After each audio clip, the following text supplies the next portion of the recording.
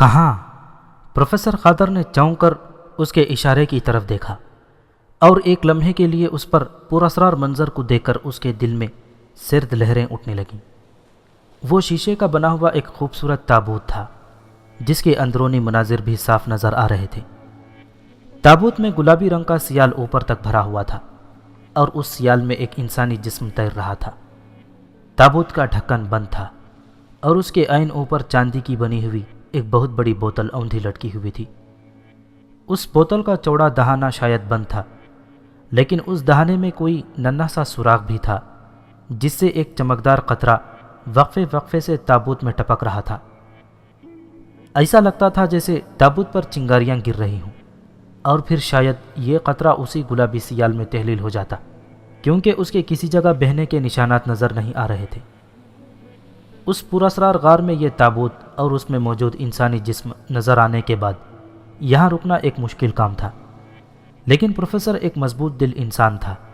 اسے موت و حیات کی حقیقت معلوم تھی، لیکن تھوڑی سی بزدلی ان لڑکیوں کی وجہ سے پیدا ہو سکتی تھی۔ لیکن وہ اور کیا کرتا، کہاں جاتا؟ وادی کا نظارہ وہ کر چکا تھا۔ چاروں طرف حشرات الارض کی بھرمار تھی، کوئی جائے پناہ نہیں تھی۔ آخر اس خوفناک غار سے نکل بھی جاتا تو باہر کی دنیا تو اس سے بھی خوفناک تھی، اور پھر یہ تو دن کا وقت تھا، رات کسی طور یہیں گزاری جا سکتی تھی۔ خدا ان لڑکیوں کے دل مضبوط کر دے۔ اس کے دل سے دعا نکلی اور اس نے دونوں لڑکیوں کے بازو پکڑ کر انہیں خود سے قریب کر لیا۔ فرزانہ نے بہن کی طرف دیکھا اور فروزہ مسکرا دی۔ تب بوڑھے نے مسرور انداز میں دونوں لڑکیوں کی گردن میں باہوں کی گرفت سخت کر دی اور چہکتے ہوئے انداز میں بولا، آؤ دیکھیں یہ بزرگ کون ہیں اور انہیں یہ طویل غسل کرنے کی ضرورت کیوں پیش آئی، نیز یہ کہ کیا یہ پراسرار وادی انہیں کی ملکیت ہے یا یہ کسی خوف سے یہاں آ چھپے تھے۔ اور ان الفاظ کو ادا کرنے کے بعد وہ بے نیازی سے آگے بڑھا اور تینوں اس پراسرار تابوت کے پاس پہنچ گئے۔ قریب پہنچ کر تابوت کے اندر موجودہ انسانی جسم صاف نظر آنے لگا۔ انہوں نے اسے دیکھا اور دیکھتے رہ گئے۔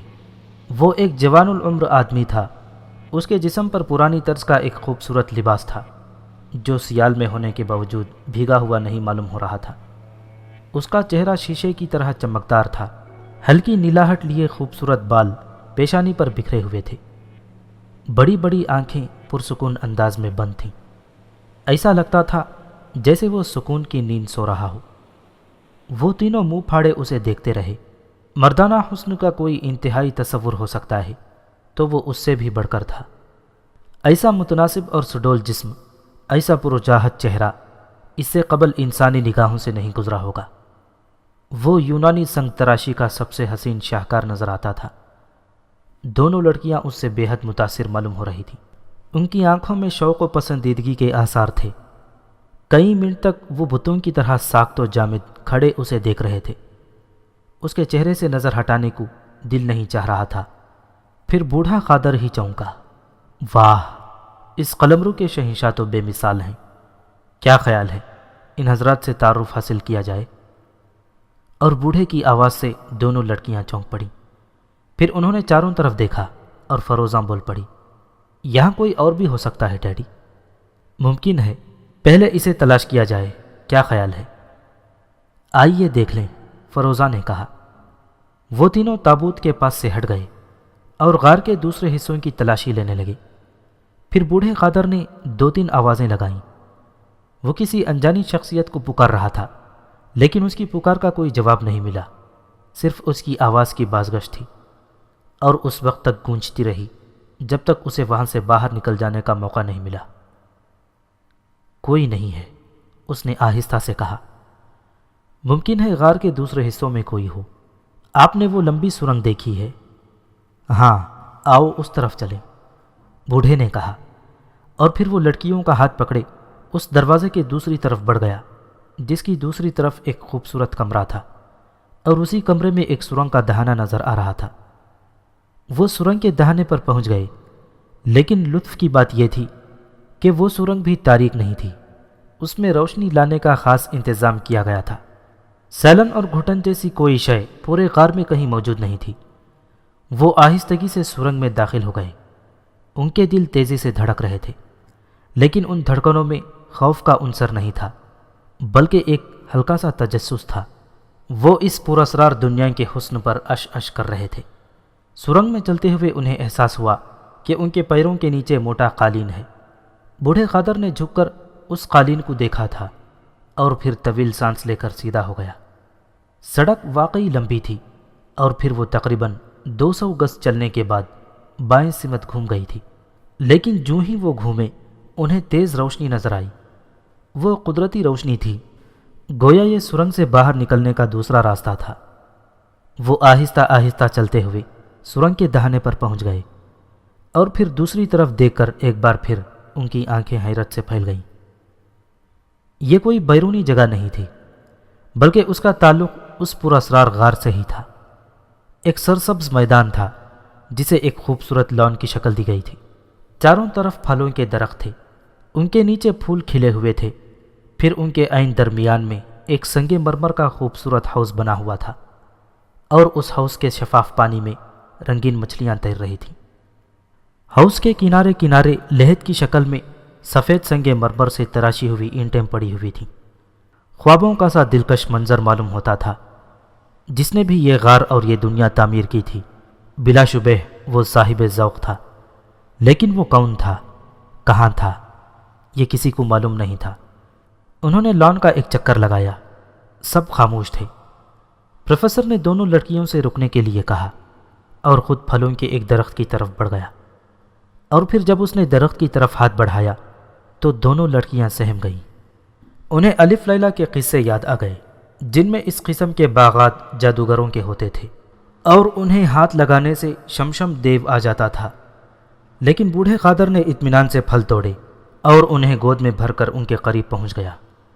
اس قلمرو حکمران کی طرف سے ہماری پہلی ضیافت، اس نے مسکرا کر پھل لڑکیوں کو دیتے ہوئے کہا، اور دونوں لڑکیاں بھی مسکرا دیں۔ یہ پھل ہمارے لیے کس قدر اجنبی ہو گئے ہیں، ہماری زبانیں ٹراؤٹ کے پھیکے اور کچے گوشت کے ذائقے کی عادی ہو گئی ہیں۔ ذل پناہ کی زیارت ہو جائے، اس کے بعد ممکن ہے ہمیں کچھ اور نعمتوں سے نوازا جائے، قادر نے بدستور مزاح انداز میں کہا۔ اس طرح وہ لڑکیوں کے ذہن سے خوف زائل کرنا چاہتا تھا اور انہیں اس پراسرار وادی کے اسرار سے دلچسپی لینے کے لیے تیار کر رہا تھا۔ وہ خود بھی غیر یقینی کیفیت سے دوچار تھا، اسے یہ سب کچھ خواب معلوم ہو رہا تھا۔ مہذب دنیا سے دور ان پہاڑوں میں، ان خطرناک ڈھلانوں کی انتہا پر، یہ پراسرار دنیا کیا معنی رکھتی تھی؟ بے شمار جادوئی واقعات اس نے بھی سنے اور پڑھے تھے، لیکن ان کی کسی عملی شکل کا مظاہرہ خود اپنی آنکھوں سے دیکھے گا، اس کا اسے یقین نہیں تھا۔ واقعات ایسے غیر مربوط تھے کہ اس کا ذہن بھی منتشر تھا، اور وہ حقیقی نقطہ نگاہ سے کسی چیز کا جائزہ لینے سے معذور تھا۔ ان غاروں میں جو کچھ تھا، عقل انسانی اسے کسی طرح تسلیم نہیں کرتی تھی، لیکن یہ سب کچھ اس کی نگاہوں کے سامنے تھا۔ اسے یہ دنیا تسلیم کرنی تھی، یہاں اسے نہ جانے کتنا وقت گزارنا تھا۔ چنانچہ اگر ذہن پر خوف مسلط رہا تو زندگی کچھ اور کٹھن ہو جائے گی۔ اگر یہ جنوں اور بھوتوں کی دنیا ہے تو بہرحال ان کے ساتھ گزارا کرنا تھا، خواہ وہ ان لوگوں سے کسی طرح بھی پیش آئیں، اور وہ اسی کے لیے اپنی بیٹیوں کو تیار کر رہا تھا۔ پھل کھانے سے ان کے جسموں کو نئی تازگی کا احساس ہوا۔ پھر انہوں نے حوض سے چلووں میں بھر کر پانی پیا، اور پھر بوڑھے قادر نے ایک زبردستی کی ڈکار لے کر کہا، تو ثابت ہوا لڑکیوں کہ فی الوقت یہاں اس تابوت کے علاوہ اور کچھ نہیں ہے۔ ممکن ہے اس پراسرار دنیا کا شہنشاہ شکار کھیلنے گیا ہو اور اپنی فوج کے ساتھ واپس آنے والا ہو۔ بہرحال ہم اس کا انتظار کریں گے، اس سے ملاقات خاصی دلچسپ رہے گی۔ بھئی یہ بھی ممکن ہے کہ وہ افراسیاب کا کوئی عزیز ہو اور تابوت میں لیٹا ہوا نوجوان شہزادہ بدر المحتاب ہو، جسے افراسیاب کے پٹھے نے اس جادوئی تابوت میں قید کر لیا ہو۔ چنانچہ تمہارا خیال کیا ہے؟ کیا ہم شہزادہ بدر المحتاب کو افراسیاب کے چنگل سے نکالنے کی کوشش کریں؟ تمہیں علم ہے کہ آخر میں جیت بدر المحتاب کی ہی ہوتی ہے، چنانچہ اس جیت کا ذریعہ ہم کیوں نہ بنیں؟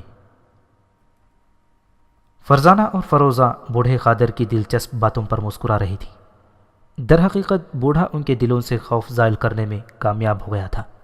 چنانچہ فرزانہ نے کہا، آپ کیا کرنا چاہتے ہیں ڈیڈی؟ دیکھیں تو صحیح، تابوت میں کون صاحب آرام فرما رہے ہیں، ان کے آرام میں خلل اندازی کی جائے۔ مگر وہ لاش ہے، فروزہ ہکلائی۔ یہی تو معلوم کرنا ہے کہ وہ لاش کیوں ہے۔ ویسے ہے تو انسان کی لاش، کسی گدھے کی نہیں جو تابوت سے نکلتے ہی دولتیاں مارنا شروع کر دے، پروفیسر نے کہا، اور ان دونوں کا ہاتھ پکڑے ہوئے واپس سرنگ کی طرف چل پڑا۔ تھوڑی دیر کے بعد وہ اسی تابوت کے نزدیک کھڑے تھے۔ تابوت کا جسم اسی انداز میں تھا اور چاندی کی بوتل سے بدستور چنگاریاں گر رہی تھی۔ پروفیسر اس وقت قدرے بہتر حالت میں تھا، چنانچہ اس نے بڑے غور سے چنگاریوں کا عمل دیکھا۔ بوتل سے گرنے والا آتشیں سیال تابوت کے ایک مخصوص حصے میں گر رہا تھا، اور اس حصے میں ایک گڑھا تھا جس میں انتہائی باریک سوراخ تھے۔ سیال ان سوراخوں کے ذریعے اس گلابی سیال میں شامل ہو جاتا تھا۔ بوڑھا اس پر غور کرتا رہا، اور پھر وہ تابوت کے نزدیک دو زانوں بیٹھ گیا۔ اس نے چاروں طرف اسے دیکھا، تب اسے تابوت کے بائیں سمت ایک گول لٹو سا نظر آیا۔ وہ گھٹنوں کے بل چلتا ہوا بائیں سمت پہنچ گیا، اور پھر اس نے ہاتھ بڑھا کر اس لٹو کو ٹٹولا۔ لٹو گھوم سکتا تھا۔ بوڑھے نے آہستہ آہستہ پہلے دائیں اور پھر بائیں سمت گھمایا، لیکن کوئی رد عمل نہ ہوا۔ تب پھر اس نے پہلے لٹو کو کھینچا اور پھر اندر دبا دیا۔ اندر دباتے ہی اچانک گلابی سیال میں ہلچل سی مچی، اور پھر تابوت کے ایک طرف کا خانہ کھل گیا۔ گلابی سیال تیزی سے اس خانے سے باہر بہنے لگا، لیکن وہ خانے کے نزدیک ایک سوراخ میں جا رہا تھا۔ غالباً یہ سوراخ اسی لیے بنایا گیا تھا۔ بوڑھا متجسس نگاہوں سے تابوت کو سیال سے خالی ہوتے دیکھتا رہا۔ فضا میں ایک انتہائی لطیف خوشبو پھیل گئی جو یقیناً اسی خارج ہونے والے سیال سے اٹھ رہی تھی۔ دیکھتے ہی دیکھتے تابوت سیال سے خالی ہو گیا۔ اب اس میں صرف انسانی جسم پڑا تھا۔ اس کے چہرے پر وہی سکون تھا۔ بوڑھا اپنی جگہ سے اٹھ بیٹھا، اور پھر اس نے دوسرا عمل کیا۔ اس نے قوت صرف کر کے چاندی کی اس بوتل کا رخ بدل دیا جس سے آتشیں سیال ٹپک رہا تھا، اور بوتل سے سیال گرنا بند ہو گیا۔ اس کام سے فارغ ہو کر بوڑھے قادر نے تابوت کے وزنی ڈھکن کو ٹٹولا اور اس کے رخنوں میں ناخن پھنسا کر اسے تھوڑا سا کھسکایا، پھر اس میں انگلیاں ڈال کر اسے اوپر اٹھایا۔ تیز خوشبو سے پوری فضا مہک اٹھی تھی۔ دونوں لڑکیوں کی نگاہیں خوبرو نوجوان کی لاش پر تھی، اور دفتن وہ چونک پڑی۔ انہوں نے لاش کے چمکدار چہرے کی مہک کو ماند پڑتے دیکھا۔ اس کے ساتھ ہی چہرے کے سکون میں فرق بھی آ گیا تھا، جیسے سوتا ہوا شخص بے آرامی محسوس کر رہا ہو۔ آپ نے کچھ محسوس کیا ڈیڈی؟ فروزہ نے آہستہ لیکن لرزتی ہوئی آواز میں کہا۔ ہاں، میں محسوس کر رہا ہوں، پروفیسر نے کہا، اور دونوں ہاتھ تابوت کے کناروں پر رکھ کر قریب سے لاش کو دیکھنے لگا۔ دونوں لڑکیاں بھی بے ساختہ میں کناروں پر جھک گئیں، اور وہ لاش کے چہرے کے بدلتے ہوئے تاثرات کو دیکھتے رہے۔ پھر لاش کے دونوں جڑے ہوئے ہونٹ کھل گئے اور آنکھوں کے پپوٹے لرزنے لگے۔ بلا شبہ حیرت انگیز، ناقابل یقین، پروفیسر آہستہ سے بڑبڑایا، اور اس وقت فرزانہ کے منہ سے چیخ نکلتے نکلتے رہ گئی جب لاش کی دونوں آنکھیں کھل گئیں۔ وہ چمکدار سیاہ آنکھیں جن میں دلوں کو موہ لینے والی کشش تھی۔ وہ آنکھیں پہلے حیرانی سے چھت کو تکتی رہیں، پھر آہستہ آہستہ ان کی پتلیاں گھومیں اور فروزہ اور فرزانہ کے چہروں پر مرکوز ہو گئیں، اور پھر لاش کے حسین چہرے پر مسکراہٹ پھیل گئی۔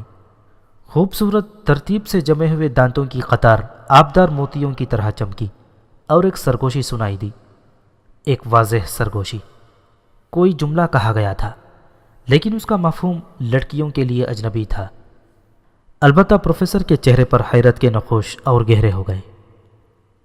جملہ جس زبان میں کہا گیا تھا وہ ایک مخصوص علاقے کی قدیم زبان تھی، اور پروفیسر اس زبان کی تھوڑی سی شد بدر رکھتا تھا۔ اگر اس کا اندازہ غلط نہیں تھا تو جملہ کچھ یوں تھا: شکر ہے کہ یہ طلوع بھی اتنا ہی حسین اور دلکش ہے جس کا میں خواہش مند رہتا ہوں۔ لڑکیاں تابوت کے نزدیک سے ہٹ گئی تھیں۔ وہ ایک دوسرے سے چمٹ کر کھڑی ہوئی تھیں، اور ان کے جسم میں ایک غیر محسوس لرزش تھی. ان کی ٹانگیں بے جان ہوئی جا رہی تھی. تب پروفیسر نے ہمت کر کے کہا, کیا میں تمہیں تابوت سے نکالنے میں تمہاری مدد کروں؟ اس وقت پہلی بار اس نے گردن گھما کر پروفیسر کی طرف دیکھا اور اس کی آنکھوں میں کچھ اور زندگی پیدا ہو گئی, اور پھر اس کے ہونٹوں سے ایک بڑبڑاہٹ نکلی جس کا مفہوم پروفیسر نے سمجھ لیا, جو یہ تھا, اور یہ بھی شکر ہے کہ ان کے ساتھ ایک مدبر موجود ہے, ورنہ یہ حسن میری زندگی سے خوف زدہ ہو جاتا. پروفیسر اس زبان کو صرف کسی حد تک سمجھ سکتا تھا. اس کا ایک لفظ بھی بولنا اس کے بس کی بات نہیں تھی, اور شاید وہ بھی پروفیسر کی زبان کو نہیں سمجھ سکتا تھا, کیونکہ اس نے پروفیسر کی پیشکش کا کوئی جواب نہیں دیا تھا.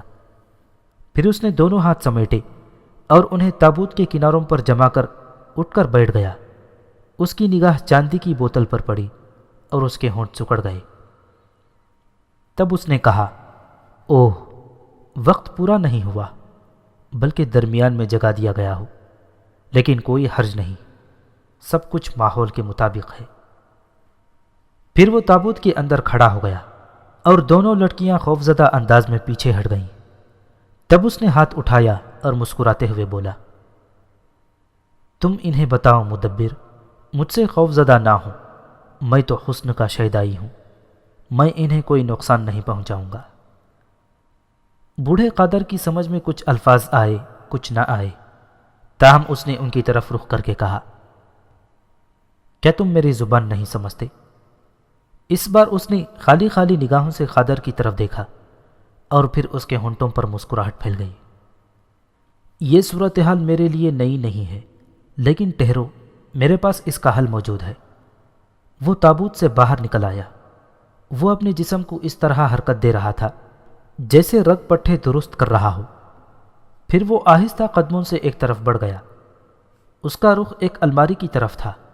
پھر چمڑے کی ایک بوتل اٹھا کر وہ ایک دوسری الماری کی طرف بڑھا, جہاں سے اس نے لکڑی کے 4 خوبصورت گلاس نکالے. ان گلاسوں میں اس نے بوتل کا رنگین سیال انڈیلا اور انہیں لیے ہوئے ان کے قریب آ گیا. پہلا گلاس اس نے بوڑھے کی طرف بڑھایا اور بوڑھے قادر نے گلاس تھام لیا. پھر دونوں گلاس لے کر فروزہ اور فرزانہ کی طرف بڑھا. اس نے ادب سے وہ دونوں گلاس اس کے سامنے پیش کر دیے. دونوں نے ایک ساتھ گردن ہلا دی اور اس کے ہونٹوں پر وہی دلکش مسکراہٹ دوبارہ ابھر آئی. نفی کا انداز, گردن کی جنبش, ادوار بدل گئے, اقدار نہیں بدلے. انسان کبھی نہیں بدل سکتا. میں بھی وہی ہوں نازنینوں, صدیوں سے پوچھو میں کیا ہوں. ماہوں سال میرے عشق کی گواہی دیں گے, میں تو تمہارا پجاری ہوں. میرے جسم و جان کی کوئی جنبش تمہارے خلاف نہ ہوگی. اسے پی لو, یہ ہمارے درمیان اجنبیت ختم کر دے گا, یہ ذہنوں کے فاصلے مٹا دے گا, ہم ایک دوسرے کے قریب ہو جائیں گے. دیکھو, میں اسے خود بھی پی رہا ہوں تاکہ تمہیں سمجھ سکوں, اندازہ لگا سکوں کہ یہ کون سی صدی ہے. اس نے اپنا گلاس ان کے سامنے کر دیا اور پھر اس کا سیال پی گیا. بوڑھا قادر اس کی حرکت دیکھ رہا تھا, اس کی آواز سن رہا تھا, اس کے الفاظ سمجھنے کی کوشش کر رہا تھا.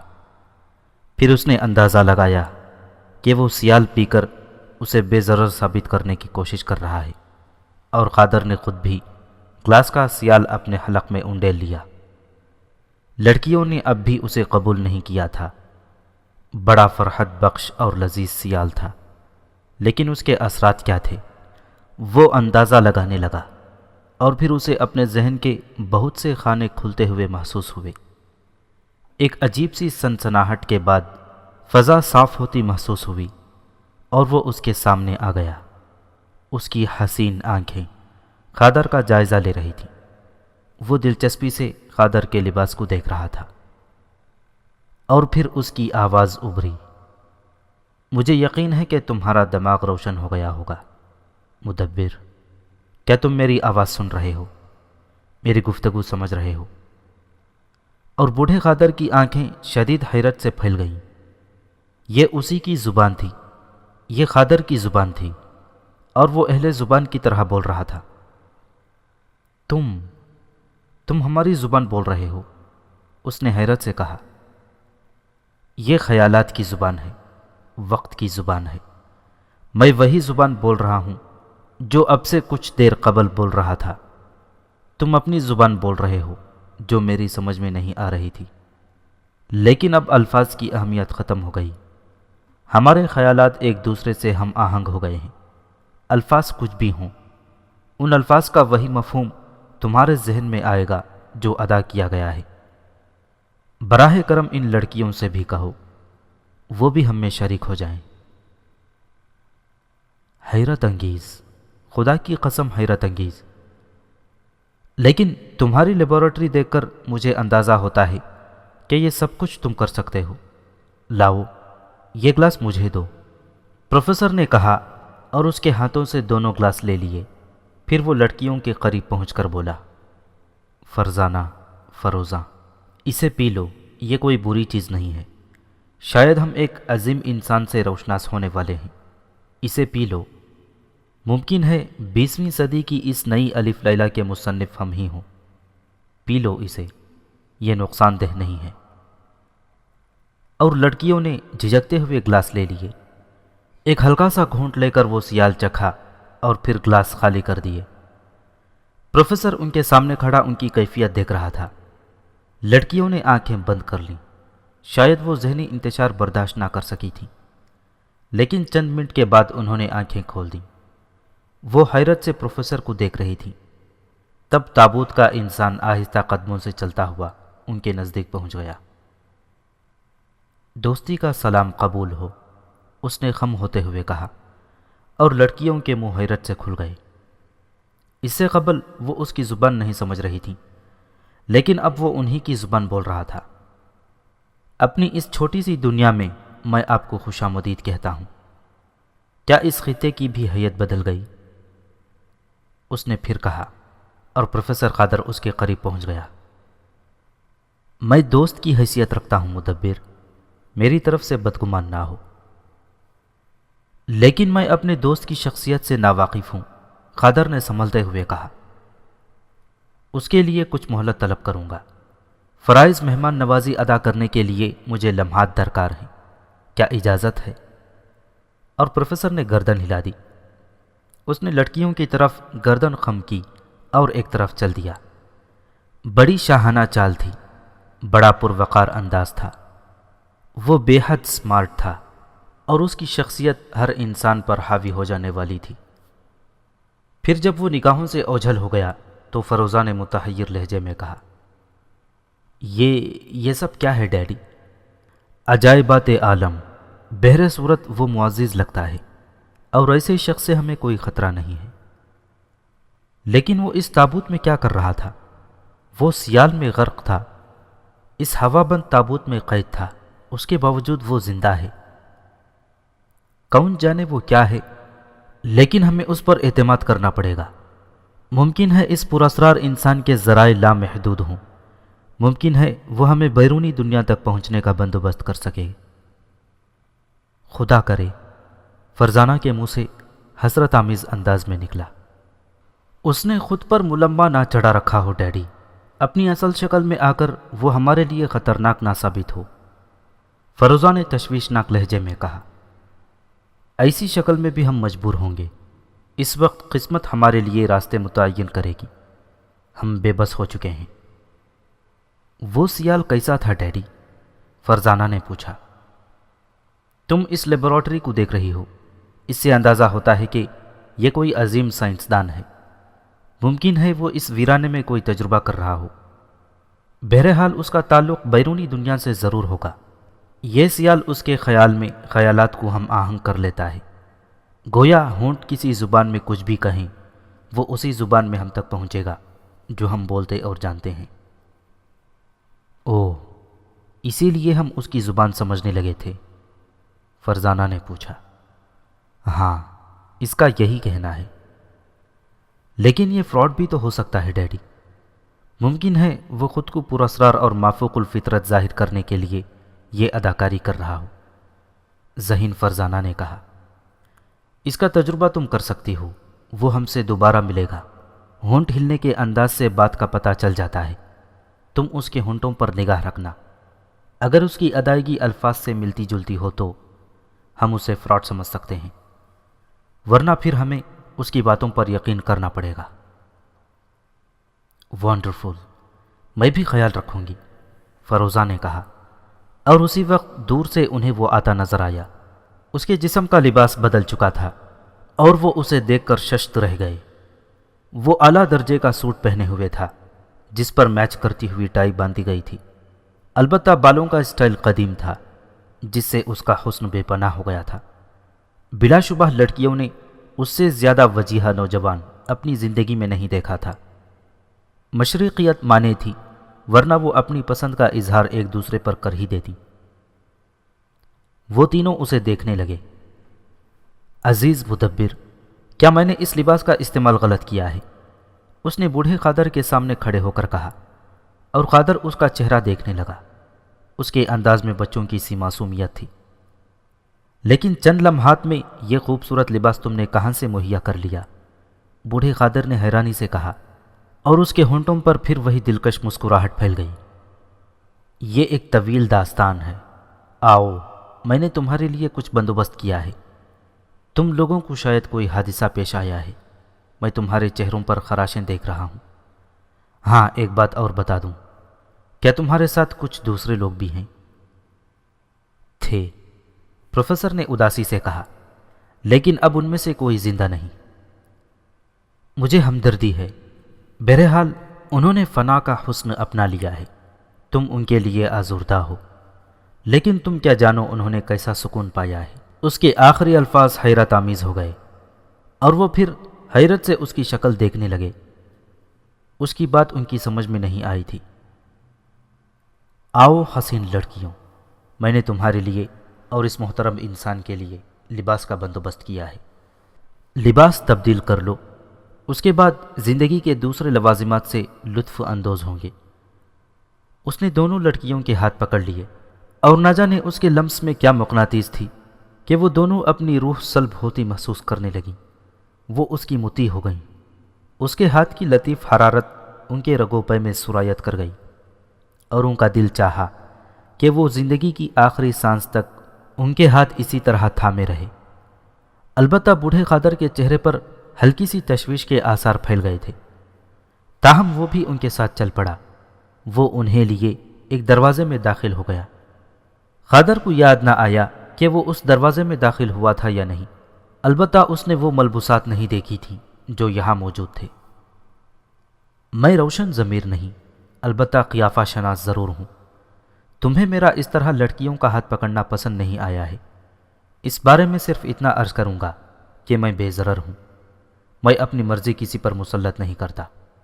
ہاں، اگر حسن خود میری آغوش میں آ گرے تو پھر کسی کی مداخلت پسند نہیں کرتا۔ تاہم تم مجھ سے برے سلوک کی توقع نہ رکھو، کیونکہ تم میری دنیا میں میرے مہمان ہو۔ اس نے لڑکیوں کے دونوں ہاتھ چھوڑ دیے اور بولا، بے تکلفی سے لباس پسند کر لو، انہیں تبدیل کر لو، اور اس دروازے سے باہر آ جاؤ۔ عزیز مدبر، تم بھی میری گرفت سے فکر مند نہ ہو، میں تمہارے جذبات کا خیال رکھوں گا۔ وہ باہر نکل گیا۔ پروفیسر اور لڑکیاں ایک دوسرے کی شکل دیکھ رہے تھے۔ لڑکیاں کچھ ڈری ہوئی تھیں۔ تب پروفیسر نے ان کی خجالت دور کرنے کے لیے کہا، کیا تم نے اس کے ہونٹوں پر غور کیا؟ ہاں ڈیڈی۔ کیا اندازہ لگایا؟ اس کے الفاظ کی ادائیگی الفاظ سے مختلف ہوتی ہے، فرزانہ نے کہا۔ میرا بھی یہی خیال تھا۔ اس طرح ہمیں اس کے بیان پر یقین کرنا ہوگا۔ بہرحال میرا خیال یہ ہے کہ ہم اس سے تعاون کریں گے، اور تم بھی، وہ ہمارے کام آ سکتا ہے، لیکن وہ خطرناک قسم کا قیافہ شناس ہے۔ کوئی کام ایسا نہ کرنا جو اسے ناگوار گزرے، خواہ اس کے لیے تمہیں کچھ اخلاقی قیود کو توڑنا پڑے۔ میری طرف سے اجازت ہے، کیونکہ مجھے تمہارے اوپر اعتماد ہے۔ شکریہ ڈیڈی، فرزانہ نے کہا۔ بس اب لباس تبدیل کر لو، میں بھی اپنے لیے کچھ تلاش کر لیتا ہوں۔ ان کپڑوں کو دیکھ کر یہ لباس جسم پر چبھنے لگا ہے، پروفیسر نے کہا، اور پھر اس نے اپنے لیے ایک ڈھیلی ڈھالی عبا اور ایک پرانے طرز کا لباس پسند کیا، اور اسے لیے ہوئے دوسری طرف چلا گیا۔ فرزانہ نے فروزاں کی طرف دیکھا اور دونوں ایک دوسرے سے شرما گئیں۔ تھوڑی دیر کے بعد وہ تینوں لباس تبدیل کر کے اس دروازے کی طرف بڑھ گئے جس کے بارے میں اس نے بتایا تھا۔ دروازے کے دوسری طرف ایک لمبی راہداری تھی جو پہاڑ تراش کر چوکور بنائی گئی تھی، اور اس راہداری کے اختتام پر ایک کمرہ تھا۔ وہ کمرے میں ایک خوبصورت میز کے سامنے کھڑا تھا۔ میز پر چاندی کی چمکدار تشتریاں رکھی ہوئی تھیں جن میں خشک میوے، نمکین گوشت سجا ہوا تھا۔ اس نے پراخلاق انداز میں انہیں میز کے گرد پڑی ہوئی کرسیوں پر بیٹھنے کا اشارہ کیا اور پھر خود بھی ایک کرسی پر بیٹھ گیا۔ شروع کرو مدبر، مجھے مہمانوں کے ساتھ بیٹھ کر بڑی مسرت ہو رہی ہے، اس نے کہا، اور بوڑھے نے گوشت کا ایک ٹکڑا اٹھا لیا۔ اس نے اسے چکھا اور پھر مزے لے لے کر کھانے لگا۔ بڑا لذیذ گوشت تھا۔ فروزہ اور فرزانہ بھی ایک طویل عرصے کے بعد اس نعمت کو کھانے لگی۔ ان کے ہونٹوں پر مسکراہٹ تھی۔ دراصل انہیں بوڑھے قادر کی پیشن گوئی یاد آ رہی تھی۔ بوڑھے نے ازراہ مذاق کہا تھا کہ جہاں پناہ کو جاگ جانے دو، نہ جانے ہمیں کون کون سی نعمتوں سے نوازا جائے۔ گو بوڑھے نے یہ الفاظ ازراہ مذاق کہے تھے، لیکن اس کا ایک ایک لفظ کتنا درست ثابت ہوا تھا۔ در حقیقت ان پر عنایتوں کے دروازے کھول دیے گئے تھے۔ میں تمہارے بارے میں سب کچھ جاننے کے لیے بے چین ہوں نوجوان۔ حیرت کی بات یہ ہے کہ ابھی تک مجھے تمہارا نام بھی نہیں معلوم۔ قادر نے گوشت کے ایک ٹکڑے کو چباتے ہوئے کہا، میں اپنے بارے میں تمہیں سب کچھ بتانے کو تیار ہوں مدبر، لیکن اس کے لیے تمہیں طویل وقت صرف کرنا پڑے گا۔ میری داستان مختصر نہیں ہے۔ اگر تم اتنا لذیذ گوشت اور ایسے نفیس میوے پیش کرتے رہو تو طویل وقت صرف کرنے میں کیا حرج ہے؟ بوڑھے قادر نے مسکراتے ہوئے کہا، یہ چیزیں تم اپنی پوری زندگی کھا سکتے ہو، یہاں اس کا بہت بڑا ذخیرہ ہے، اس نے مسکراتے ہوئے کہا۔ حیرت ہے، حالانکہ یہاں میں نے ایسے جانور نہیں دیکھے جن کا شکار کیا جا سکے۔ شاید وہ اس وادی کے کسی پوشیدہ حصے میں پائے جاتے ہیں۔ شکار کے جانور اس وادی کے کسی حصے میں نہیں پائے جاتے۔ یہ گوشت جو تم کھا رہے ہو صدیوں پرانا ہے۔ اب یہ تم ہی بتا سکتے ہو کہ یہ کون سی صدی ہے۔ کیا مطلب؟ بوڑھے کا ہاتھ رک گیا۔ فرزانہ اور فروزہ بھی چونک پڑی۔ کھاتے رہو، میں نے درست کہا ہے، اس نے سنجیدگی سے کہا۔ شاید تم مذاق کر رہے ہو، بوڑھے نے مسکراتے ہوئے کہا، اور وہ بھی مسکرانے لگا۔ شاید، اس نے کہا، اور بوڑھا پھر کھانے میں مشغول ہو گیا۔ خوب سیر ہو کر کھانے کے بعد وہ میز سے اٹھ گئے اور وہ انہیں ساتھ لیے ہوئے ایک اور کمرے میں پہنچا جہاں چاروں طرف سپاٹ دیواریں تھیں۔ تب ایک دیوار کے قریب پہنچ کر اس نے دیوار کا ایک حصہ دبایا اور دیوار میں ایک چوڑی سیل کھل گئی۔ اندر عجیب سی دھات کے بنے ہوئے شفاف صندوق میں گوشت کے پارچے اوپر تک چنے ہوئے تھے۔ بوڑھے کا منہ حیرت سے کھل گیا۔ میں نے مذاق نہیں کیا تھا، ایک خاص عمل سے اس گوشت کو صدیوں کے لیے محفوظ کر لیا گیا ہے۔ اس میں روز اول کی سی لذت اور وہی کیفیت ہمیشہ برقرار رہے گی، اس نے کہا، اور بوڑھا منہ پھاڑے اسے دیکھتا رہا۔ مجھے اپنے بارے میں بتا دو دوست، تم در حقیقت مجھے الف لیلا کا کوئی کردار معلوم ہوتے ہو؟ کیا تم کوئی جادوگر ہو؟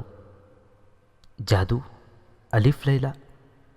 وہ حقارت سے مسکرایا، پھر اس کے کندھے پر ہاتھ رکھتے ہوئے بولا، آؤ نشست کے کمرے میں چلیں، وہاں بیٹھ کر گفتگو کریں گے۔